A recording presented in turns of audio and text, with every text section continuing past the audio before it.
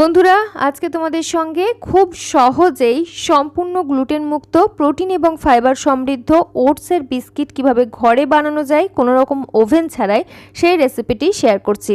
খেতে এত বেশি মজাদার হয়, বাচ্চারা কিন্তু এই বিস্কিট একবার খেলে বাইরের যে কোনো নামি দামি বিস্কিট খাওয়া একেবারেই ভুলে যাবে।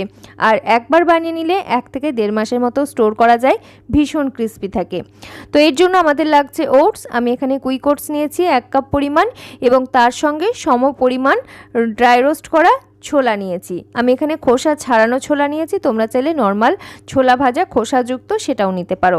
সরাসরি একটা প্যানের মধ্যে নিয়ে নিলাম, সঙ্গে 1 টুকরো দারুচিনি আর একটা এলাচ নিয়েছি।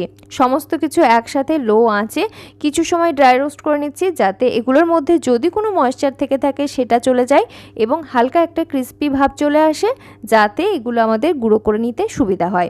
তো আমি একটু নাড়াচাড়া করে নেওয়ার পর আঁচ বন্ধ করে গরম প্যানেতেই একটু নাড়াচাড়া করে নিচ্ছি আর তারপর এটাকে আমি এক সাইডে রেখে দিলাম ঠান্ডা হওয়ার জন্য। এদিকে একটা প্লেট নিয়েছি, স্টিলের যে কোনো প্লেট নিলেই হবে ফ্ল্যাট। তো তার মধ্যে আমি সামান্য ঘি ব্রাশ করে নিচ্ছি। এখানে তোমরা চাইলে প্লেটের জায়গায় এমনি নর্মাল যে কোনো থালা বা ট্রে ব্যবহার করতে পারো। এর উপরে আমি একটা এরকম বেকিং শিট বা বাটার পেপার ছড়িয়ে নিচ্ছি, যাতে করে আমাদের বিস্কিটগুলো বানানোর সময় তুলে নিতে সুবিধা হয়। তো এদিকে আমাদের ছোলা এবং ড্রাই রোস্ট করা ওটস কিন্তু রুম টেম্পারেচারে এসে গেছে। এগুলোকে আমি সরাসরি একটা মিক্সার গ্রাইন্ডার জারের মধ্যে নিয়ে নিচ্ছি। এগুলোকে শুধু গুঁড়ো করে নিতে হবে। তোমরা চাইলে এখানে ওটসের পাউডার এবং ছোলার পাউডার এগুলোও ব্যবহার করতে পারো। ছোলার পাউডার না থাকলে চাইলে বেসন ব্যবহার করা যেতে পারে। দুটোই সমান সমান অনুপাতে নিয়েছি। তো দেখো এরকম গুঁড়ো হয়ে একদম মিহি একটা পাউডার বানিয়ে নিয়েছি। এটাকে এক সাইডে রেখে দিলাম। এবারে একটা বড় সাইজের মিক্সিং বোল নিয়ে তার মধ্যে নিয়ে নিলাম 1/4 কাপ গুড়ের পাউডার।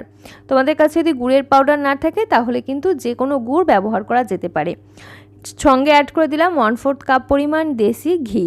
ঘি অবশ্যই মেল্ট করে নিতে হবে, আর ঘি যেহেতু সোর্স অফ গুড ফ্যাট, তাই এখানে আমি ঘিয়ের ব্যবহারটাই করেছি। তোমরা চাইলে বাটারও নিতে পারো। এবারে দুটোকে একসাথে একটা হ্যান্ড উস্কার দিয়ে ভালো করে ফেটিয়ে মিশিয়ে নিচ্ছি। মেশাতে মেশাতে যখন দেখা যাবে কালার চেঞ্জ হতে শুরু করেছে, একটু হালকা সাদাটে ধরনের হয়ে আসছে, সেই পর্যায়ে বুঝবে মেশানো হয়ে গেছে। এখানে আমরা আগের থেকে যে পাউডারটা তৈরি করে রেখেছিলাম সেটা ঢেলে দিলাম। সঙ্গে 1 চিমটের মতো লবণ, 1/4 টিস্পুন বেকিং পাউডার এবং তার সাথে 1 চিমটের মতো বেকিং সোডা অ্যাড করেছি। কিছু বাদাম আমি ছোট টুকরো করে ভেঙে রেখেছিলাম, সেগুলোকে নিয়ে নিলাম। এখানে তোমরা চাইলে যে কোনো নিজেদের পছন্দ অনুযায়ী বাদাম ব্যবহার করতে পারো। দিয়ে দিয়েছি কিছুটা চকো চিপস। এটা কিন্তু টোটালি অপশনাল। সমস্ত কিছু একসাথে হাত দিয়ে খুব ভালোভাবে মেখে নিতে হবে। এই মাখার সময় কিন্তু কোনো রকম লিকুইড উপাদান অ্যাড করার প্রয়োজন নেই। খুব ভালোভাবে মেখে যখন দেখা যাবে একটা বাইন্ডিং টেক্সচারে চলে আসছে, সেই পর্যায়ে বুঝবে মাখানো হয়ে গেছে। এই সময় আমি কিছুটা মিল্ক পাউডার অ্যাড করে দিচ্ছি, যাতে করে টেস্টটা কিন্তু ভীষণ ভালো আসে। 2 চা চামচ এখানে আমি মিল্ক পাউডার অ্যাড করেছি। যদি হাতের কাছে না থাকে অবশ্যই না ব্যবহার করলেও চলবে, এটা জাস্ট টেস্ট এনহ্যান্স করার জন্য আমি অ্যাড করেছি।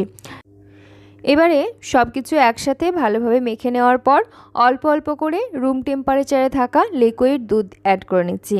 প্রথমেই কিন্তু একবারে বেশি মিল্ক অ্যাড করা যাবে না। আমি এখানে প্রথমে 3 চা চামচের মতো মিল্ক অ্যাড করে তারপরে মেখে নিচ্ছি। একটা শক্ত ধরনের টাইট ডো আমাদেরকে বানিয়ে নিতে হবে, তার জন্য অল্প অল্প করে দুধ দিয়ে মেখে নিচ্ছি। যদি তোমরা চাও এখানে কিন্তু রুম টেম্পারেচারে থাকা জল দিয়েও মেখে নিতে পারো। আর এই দুধটা আমি আগের থেকে জাল করে ফুটিয়ে নর্মাল টেম্পারেচারে আসার পর তারপরেই অ্যাড করছি। তো দেখো দ্বিতীয়বারে আমি আবারও 3-4 চামচ মতো দুধ অ্যাড করলাম। একদম ছোট্ট চামচ নিয়েছি, চা চামচের অর্ধেক, 1/2 টিস্পুন করে আমি এখানে মিল্ক অ্যাড করেছি। তো তারপরে দেখো আস্তে আস্তে করে মাখতে মাখতে একটা বাইন্ডিং টেক্সচারে চলে এসছে, বেশ শক্ত একটা ডো তৈরি হয়েছে। এই ডোটা তোমরা চাইলে আধ ঘন্টা 30 মিনিট বা 5-7 মিনিট রেস্টেও রাখতে পারো, তবে আমি কিন্তু আর রেস্টে রাখিনি। এখান থেকে অল্প অল্প করে পোর্শন নিয়ে একটু প্রথমে গোল বলের মতো বানিয়ে নিচ্ছি।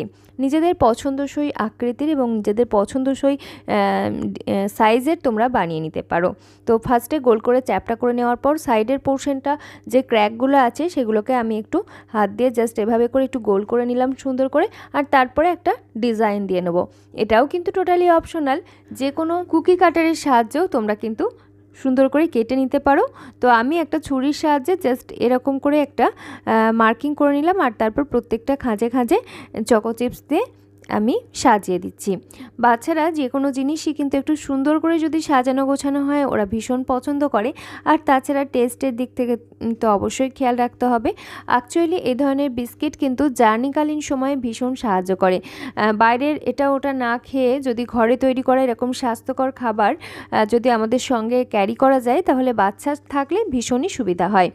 আশা করছি এইভাবে তোমরা খুব সহজেই নিজেদের পছন্দ মতো বানিয়ে নিতে পারবে। প্রত্যেকটাই আমি তৈরি করে নিয়েছি। যে পরিমাণ উপকরণ নিয়েছিলাম তাই দিয়ে কিন্তু আমার 6টার মতো এরকম কুকিজ তৈরি হয়েছে। এরপরে এগুলোকে বেকিং করে নেওয়ার পালা। কিন্তু দেখতে ভীষণই সুন্দর লাগছে। তোমাদের কেমন লাগছে অবশ্যই জানিও। তো এবারে বেকিং করার জন্য আমি একটা কড়াই বসিয়ে নিয়েছি। নর্মাল যে কোনো কড়াই কিন্তু নেওয়া যেতে পারে। গ্যাস ওভেনে বসিয়ে নিয়েছি। সঙ্গে আমি এখানে দিয়েছি লবণ। এই লবণটা আমি কেক তৈরির জন্য বা যে কোনো বেকিংয়ের কাজে ব্যবহার করি। আর ঠান্ডা হয়ে গেলে একটা এয়ারটাইট কন্টেনারে ভরে রেখে দিই। তো এখানে প্রায় 750 গ্রামের মতো লবণ রয়েছে। ঢাকনা বন্ধ করে আমি প্রিহিট হতে বসিয়ে রাখলাম। এদিকে আমরা যে প্লেটটা আগে থেকে রেডি করে নিয়েছিলাম বেকিং শিট দিয়ে, সেই প্লেটের উপরে আমরা যে কুকিজগুলোকে রেডি করে রেখেছি সেই কুকিজগুলোকে এক এক করে সাজিয়ে নিচ্ছি। এবারে একটু ফাঁকা ফাঁকা রেখে সাজিয়ে নিতে হবে, কারণ আমরা এখানে বেকিং পাউডার, বেকিং সোডা এসব ব্যবহার করেছি। সেই জন্য হালকা একটু ফোলা ফোলা ব্যাপারটা তৈরি হবে। আর ফোলার জন্য আমাদেরকে একটু স্পেসও ফাঁকা রেখে দিতে হবে। তো এরকমভাবে আমি সাজিয়ে নিলাম একটু ফাঁকা ফাঁকা রেখে। তারপরে আমাদের কড়াই কিন্তু গরম হয়ে গেছে। হাই হিটে বসিয়ে রেখেছিলাম 2-3 মিনিটের মতো। আর তাতেই বেশ গরম হয়ে যাওয়ার পর এখানে আমি একটা স্ট্যান্ড দিয়ে দিলাম। এই স্ট্যান্ডের উপরে এই সাজিয়ে নেওয়া প্লেটটা বসিয়ে দিলাম ঢাকনা বন্ধ করে। এবারে প্রথমে 3 মিনিটের মতো আমি হাই ফ্লেমে হতে দেবো। আর 3 মিনিট পর আঁচ একদম কমিয়ে লো ফ্লেমে হতে দেবো 40 মিনিটের মতো। আধ ঘন্টা থেকে 40 মিনিট বেকিং টাইম। তো আমরা অবশ্যই ঢাকনার মধ্যে থাকা ছিদ্রটাকে বন্ধ করে দেব যাতে এয়ারপাস করতে না পারে। এরপরে 30 মিনিট আমি বেক হতে দিয়েছিলাম একদম লো আঁচে। আর 30 মিনিট পর ঢাকনাটা খুলে নিলাম। দেখে কিন্তু বোঝা যাচ্ছে বিস্কিটের কালার চেঞ্জ হতে শুরু করেছে, একটা ফোলা ফোলা ব্যাপার তৈরি হয়েছে। তো এই সময় আমরা জাস্ট একটু দেখে নেব, তবে কিন্তু নাড়াচাড়া করতে গেলে ভেঙে যেতে পারে। তোমাদের দেখানোর জন্য আমি উল্টো সাইডটা দেখাচ্ছি। আর দেখো বিস্কিটটা কিন্তু ভেঙে গেছে। তো আঁচ বন্ধ করে দিলাম। নিচের দিকের কালার দেখেই বোঝা যাচ্ছে এটা সুন্দরভাবে বেক হয়ে গেছে আর ভীষণ সুন্দর একটা ফ্লেভার পাওয়া যাচ্ছে। আঁচ বন্ধ করে একটু ঠান্ডা হতে দিলাম। তোমরা চাইলে প্লেটটা এখান থেকে বের করে এমনি জাস্ট সাইডে রেখে দিতে পারো কোনো র্যাকের উপরে। তাতে করে তাড়াতাড়ি ঠান্ডা হয়ে যাবে আর বিস্কিট ভেঙে যাওয়ার চান্স থাকবে না।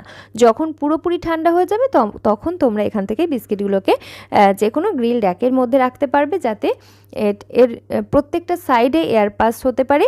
এবং একদম ভালোভাবে যখন ঠান্ডা হয়ে যাবে তখন দেখবে ভীষণ ক্রিস্পি হয়ে যাবে। সেই পর্যায়ে তোমরা সংরক্ষণ করে রাখতে পারবে। কিভাবে সংরক্ষণ করবে না, যে কোনো এয়ারটাইট গ্লাস জার যেটা একদম পরিষ্কার পরিচ্ছন্ন এবং কোনো রকম ময়েশ্চার নেই সেরকম গ্লাস জারের মধ্যে স্টোর করে রাখলে তোমরা কিন্তু 1 থেকে 1.5 মাসের মতো সংরক্ষণ করে এগুলোকে খেতে পারবে। তো একবার যদি একটু বেশি করে বানিয়ে নেওয়া যায় তাহলে কিন্তু 1-1.5 মাস আমরা চায়ের সঙ্গে সকাল বিকেল এনজয় করতে পারি। বাচ্চাদের হালকা খিদেতেও কাজে লাগতে পারে। এছাড়াও যাদের সুইট ক্রেভিংস হয় মাঝে মধ্যে তারাও কিন্তু ইচ্ছে হলে 1-2টো খেতে পারো, কারণ এটা কিন্তু ভীষণই হেলদি ওয়েতে বানানো, ওটস দিয়ে বানানো হয়েছে, তাই প্রচুর ফাইবার রয়েছে। তার সাথে আমরা কিন্তু এখানে বেশ খানিকটা ছোলা অ্যাড করেছি যাতে করে প্রোটিন অ্যাড হয়েছে। তাই এটা কিন্তু প্রোটিন এবং ফাইবার সমৃদ্ধ একটা বিস্কিট, মাঝে মধ্যে 1-2টো খাওয়া যেতে পারে। আশা করছি ভিডিওটি মন্দ লাগেনি। ভালো লেগে থাকলে অবশ্যই একটা লাইক করো, চ্যানেলটি সাবস্ক্রাইব করে পাশে থাকা বেল আইকনটা অল করে রেখো এরকম নিত্য নতুন স্বাস্থ্যকর হেলদি রেসিপির সন্ধান পাওয়ার জন্য। আর তোমার নিজস্ব মতামত কমেন্ট বক্সে জানাতে একেবারেই ভুলো না। আত্মীয় পরিজনদের সঙ্গে চাইলে শেয়ার করতেও পারো। আজকের মতো এখানেই বিদায় নিচ্ছি। সকলে ভালো থেকো, সুস্থ থেকো। ধন্যবাদ।